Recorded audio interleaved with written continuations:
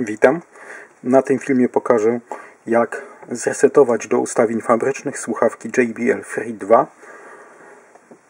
Mam je tu sparowane z telefonem. Obecnie nie są połączone. Dałem specjalnie jeszcze nazwę przed resetem. Jak otworzę je etui, to automatycznie one nam się połączą. Zostały połączone.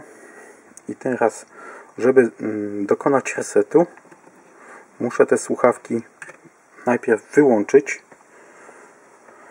nie poprzez wkładanie do etui i zamknięcia, lecz trzeba wcisnąć te switche na obydwu słuchawkach i aż zgasną nam diody, a połączenie z telefonem zostanie rozłączone.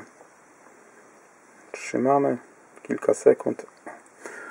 Słuchawki, diody się nie palą, słuchawki rozłączyły się z telefonem i teraz, żeby zresetować, nie wkładamy nigdzie tutaj do etui, tylko wciskamy te dwa switche równolegle na słuchawkach.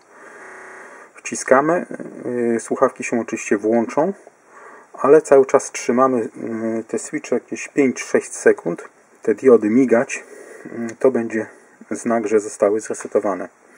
Więc wciskam.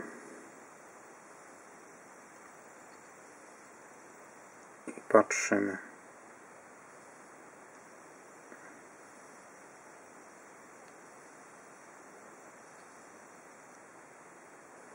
O, migają. Tak dosyć szybko. To już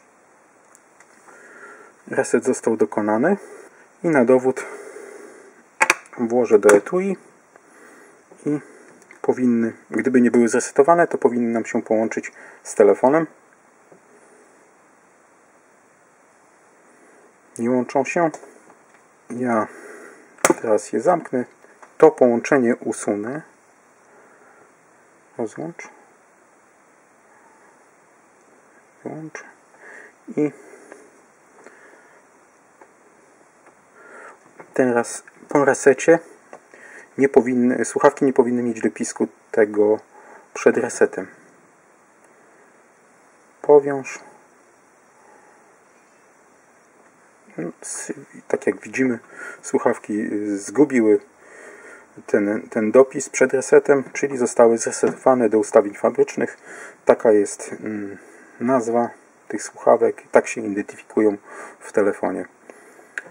Dzięki za uwagę.